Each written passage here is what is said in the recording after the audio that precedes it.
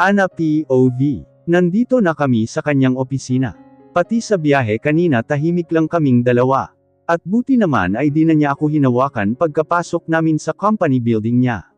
Buti na lang at hindi na ulit magchismisan ang mga empleyado niya. Finish your work, para makauwi tayo ng maaga. Okay sir. Hay naku, ganun ba talaga siya ka-busy? Wala ba talaga ni kahit ilang minutong pahinga? Ganun siguro ang mga mayayaman. Wala sa vokabularyo ang salitang pahinga. Hay makapagsimula na nga at nang matapos na ito. Di namin namalayan ang oras. 6:00 na pala ng gabi. Kung di pa mag-aalboruto ang tiyan ko, tiyak hindi ko mapapansin ang oras. Are you done? Kung hindi pa bukas na lang yan. Hindi pa po. Sige po sir. Habang nag-aayos ako sa mesa panay na ang alboruto ng tiyan ko. Ano ba naman kasing tiyan na ito? Lately pansin ko madali akong gutuman. Siguro dala lang ito ng pagod sa trabaho. Nang makalabas na kami sa building, tatawag na sana ako ng sakayan nang biglang hinawakan niya ang aking kamay. Hatid na kita. But before that kumain muna tayo. Mukhang kanina pa yan nag-aalboruto. Nguso niya sa tiyan ko na kanina pa talaga kumakalam.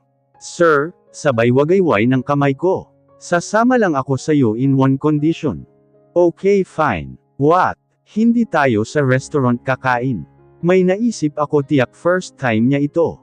Sabay ngiti ko na ikinakunot ng noo niya. Saan naman? Any idea? Of course. Humanda ka. Kala mo ha. Habang nasa biyahe kami tinuturo ko sa kanya ang daan. May paborito kaming kainan magkakapatid. Isa ito sa pinakamasarap at murang kainan. Madaming pagpipilian. Malayo pa ba tayo? Dapat kasi doon na lang tayo kumain, malapit sa company. Okay lang po sir. Sulit naman mamaya. Tiyak magugustuhan mo. Ngiti ko hanggang tenga. Diyan po sir lumiko po kayo. Oh my. Heto na. Nang makababa kami ng sasakyan, usual pinagtitinginan na naman kami. Lalo na kay Sir Gio. Imbes pagkain ng atupagin ng iba, iba na yata ang gusto nilang kainin. Kung makatitig kay Sir parang lalamunan ng lahat. Sino ba naman kasi ang di mapapatingin, at tititig sa kagwapuhan ng amo ko? Aba, ang gwapo-gwapo talaga nito. Lahat siguro ng babae dito gustong magpalahi. May ibang babae dito napasipol pa, lalo na ang mga bakla na papatili, akala mo nakakita ng artista. Tiyak kung artista pa si Gio, dudumugan siguro ito ng kababaihan. Hay naku, ang gwapo talaga ni Sir Gio. Hey, natutulala ka. Nabighani ka ba sa kagwapuhan ko, katulad nila? Sabay tingin niya sa gilid. Ha, hindi no. Tulala lang ako dahil sa mga babae dito, parang nakakita ng ano? Ano ba ta patingiti ni Sir nakakabighani? Wala, sabi ko Terena. Yun, may upuan baka maunahan pa tayo. Ako na lang ang bibili doon. Dito ka na lang sir, para di ka na makipagsiksikan. Okay, here, lahad niya ng pera. Syempre tatanggi ako. This time libre ko, lalo pa at mura lang. Huwag na po sir. Ako na po. Sabay talikod ko sa kanya, para hindi na magpumilit. Sobrang na-miss ko talaga dito. Sayang kung kasama ko si Aliyah at Zeus, tiyak masaya kami ngayon. Nakakamiss talaga, lalo na ang mga pagkain.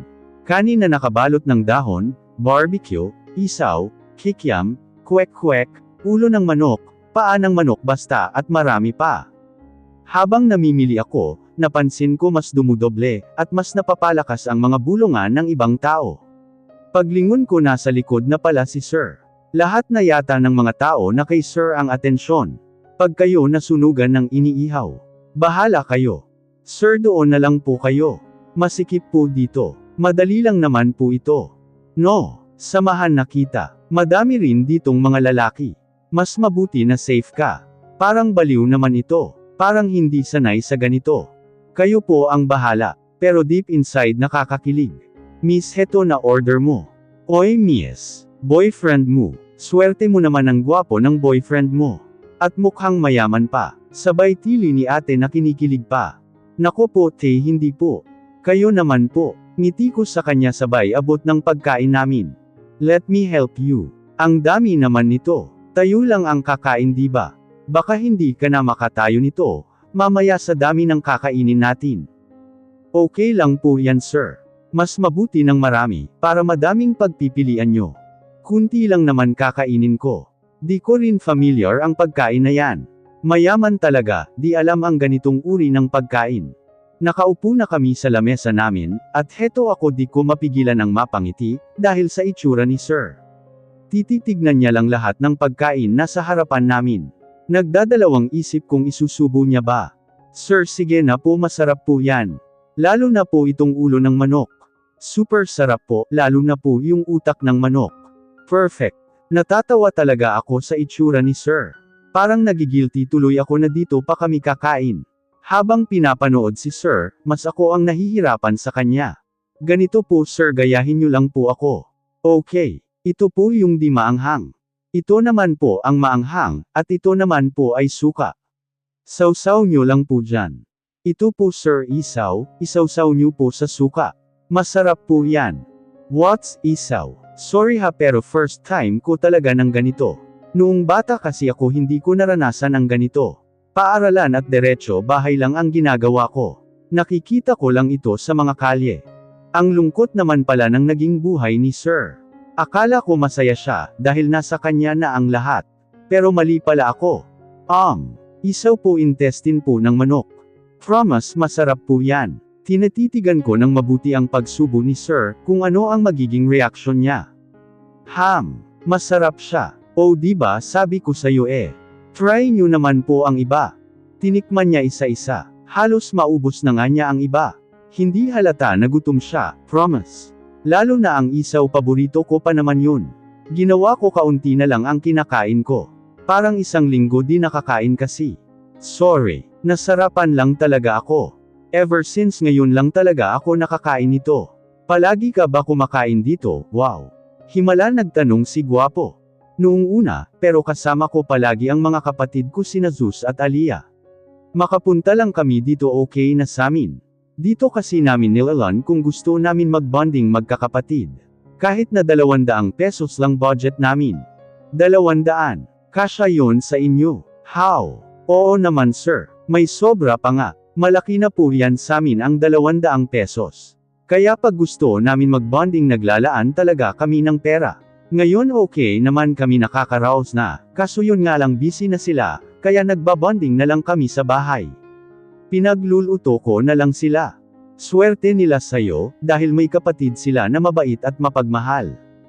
May nakaka-appreciate pala sakin. Sabay tawa naming dalawa. Why not? Swerte ang lalaking mapapangasawa mo. Mabait na, maalalahanin pa, yung uunahin ang iba bago ang sarili niya, at maganda pa.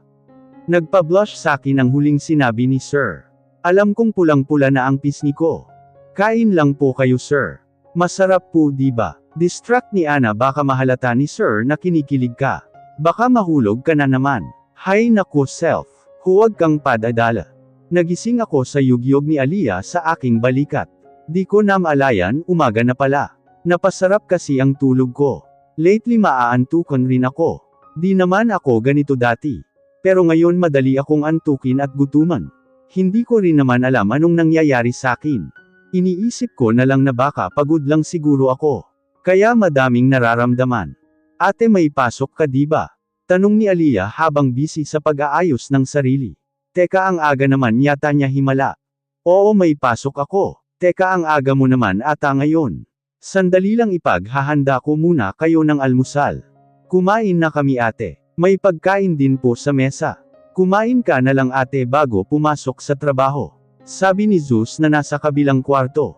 Late ka na yata ate. Di na lang namin ikaw ginising dahil masarap ang tulog mo. Napabalikwas ako ng tayo, matapos makita ang orasan sa tapat ko na nakasabit sa dingding. Nako, late na talaga ako. Paano ba yan? Sigurado akong mukhang tigre na yun si Sir Panigurado. Nang magpaalam na ang kapatid ko. Mabilis pa, sa 4:00 ang ginawa ko. Di na ako naligo, tiyak pag maligo pa ako mas doble pa ang late ko.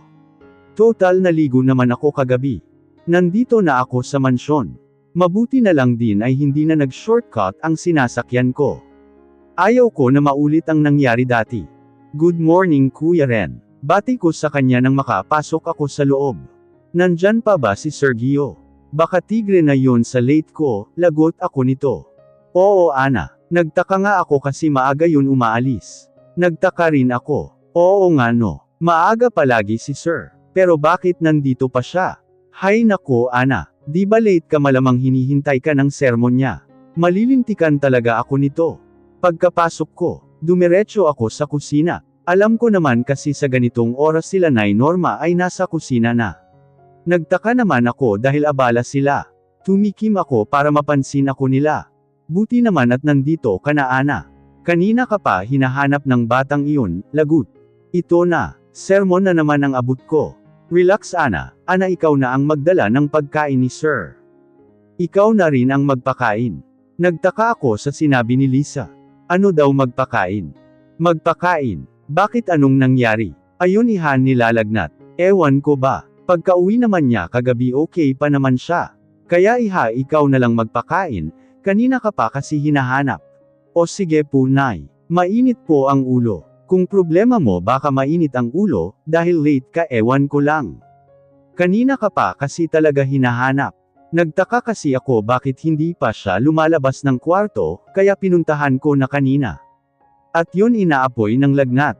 Buti na lang may mga stocks na gamot dito. Pinainom ko kaagad.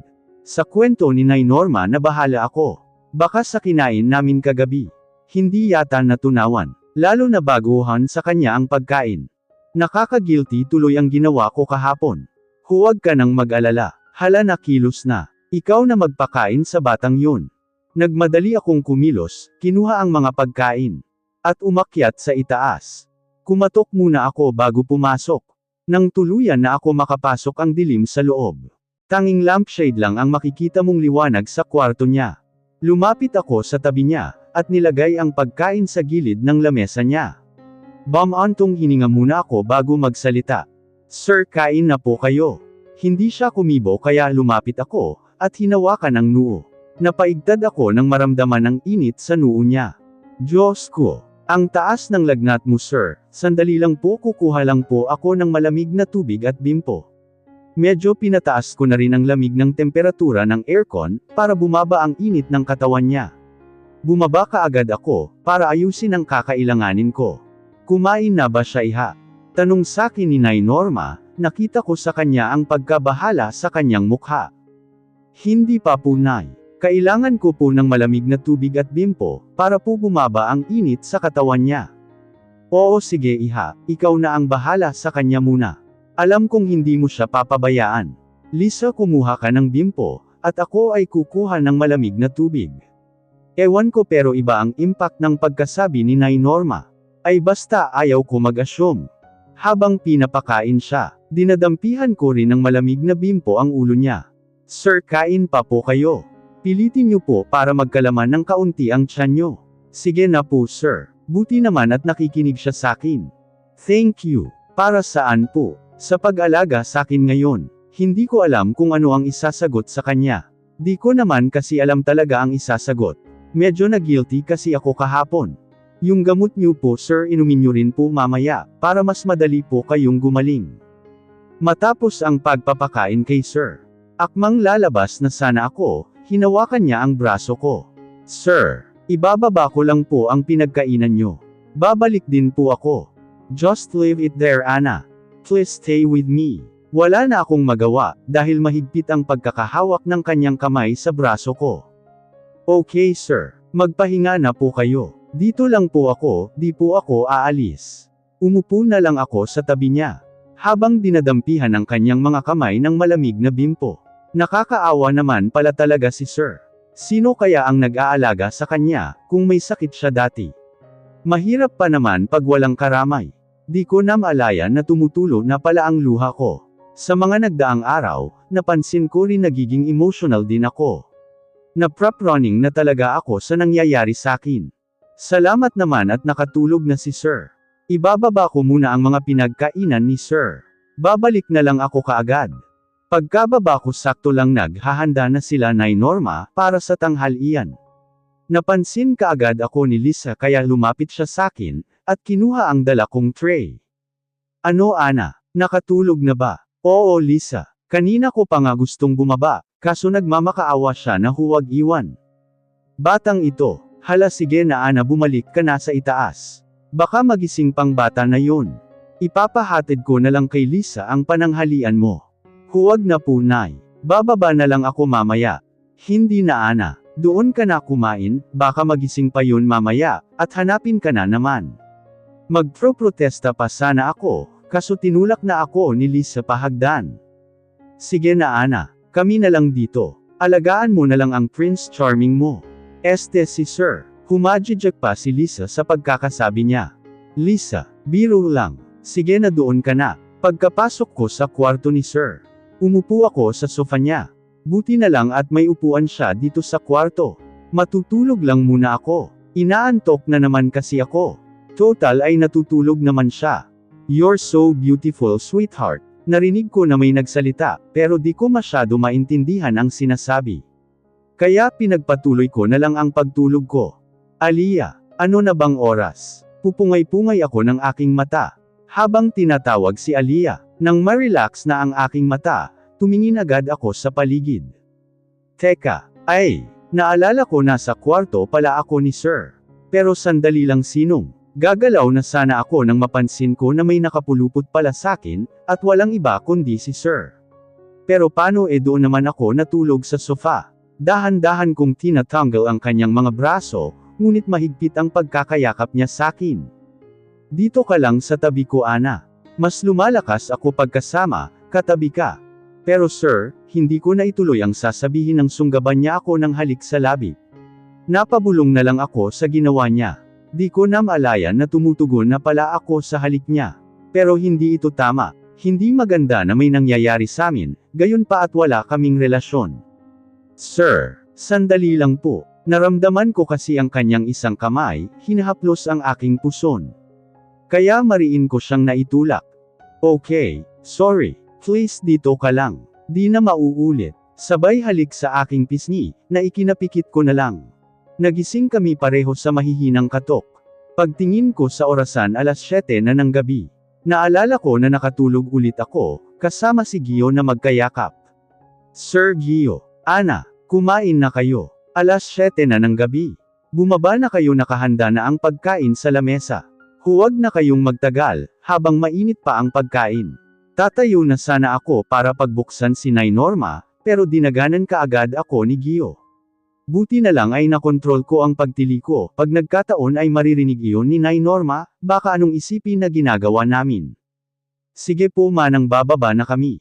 Mauna na po kayo, sabi niya kay Nay Norma, habang nakatitig sakin. Di ko kaya magtagal sa ganoong titig niya.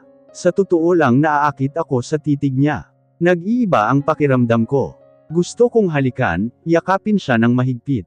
Nang gigihil ako sa kanya. Para siyang alak na malalasing ka sa mga titig niya. Kaya bago pa mangyari ang mga iniisip ko, ako na ang unang umiwas. Sir, tayo na po kayo. Ang bigat po ninyo. Kanina pa ako nakatayo. Nagtaka ako saglit sa sinabi niya. Nang maramdaman ko may bumubukol pala. Mas dumoble pa ang pag-iinit ko ng katawan. Sir, please. Tumayo na po kayo, baka ano pa ang magawa ko sayo. Di ko akalain na masasabi ko ang ganoong bagay. Basta ang alam ko, gusto ko may mangyari sa amin ngayon. Di ko alam ano nangyayari sa akin ngayon. It seems I'm craving for him. Pambihira. If that's so, then do it. Do what you want. You're driving me crazy, Ana. Hindi na ako nahiya, kaya hinalikan ko na siya. Ramdam ko ang kanyang kamay humahaplos sa chest ko. Nang nasa ibabaw na ako ng kama, naghuhubad ng saplot si Sir. Wala sa sarili na hinahalik-halikan ko lahat ng madadaanan ng aking kamay. Halos mabaliw ako sa aking nararamdaman. Para akong nakagamit ng pinagbabawal na gamot, dahil sa mga pinagsasabi ko sa kanya. Sinusunod ko lang ang tinitibok ng puso ko. Sure sweetheart, halos wala na akong saplot. At nakatitig lang si Gio sa kabuuan ng katawan ko. Kaya ginawa ko ay yamakap ako sa kanya. Can I? Tanging sagot ko lang. Hinalikan niya ang aking panga, na parang uhaw na uhaw sa tubig hanggang pababa sa aking leeg at chest. Ibibigay ko lahat sa iyo, Sir. Lahat-lahat dahil gusto kita at mahal kita. Bumaba ang aking ulo sa tapat ng tiyan niya. Hinawakan ko ito at akmang, nang sumigaw siya. Ang totoo ay medyo nairita talaga ako. Don't do that, Ana. Bakit? Please, Sergio. Hayaan muna ako ngayon. Ako ang masusunod ngayon. Di ko na talaga alam kung anong nangyayari sa akin. Dahil lang sa ayaw niya nagalit kaagad ako. Dahil sa galit ko hindi na ako nakinig sa kanya, at hinawakan ko uli at hinalikan kaagad sa bibig ko. Ana, stop it baby. Itataas na sana niya ang ulo ko, pero nahinto ito dahil kinagat ko ang tiyan niya. What you're doing? Please huminto ka na. I said stop it. Tinaas niya ang ulo ko at hinarap sa mukha niya. Hinalikan niya ang labi ko. This time, ako naman ang masusunod. Binuhat niya ako papuntang CR. Binuksan niya ang shower at pinatalikod ako. Hinawakan niya ako, at ang isang kamay naman ay nasa harapan ko. Nang magsawa na siya ay pinaharapan na niya ako, at walang sinayang na segundo. You're so crazy as ever. Di mo alam binabaliw mo ako palagi. Mas nababaliw ako pag magkasama kayo ni Lucas. Gusto kitang parusahan pag may nakakausap kang lalaki. And this mine. All of you akin lang. I like every inch of you. I like everything about you. Akin ka lang. Remember that.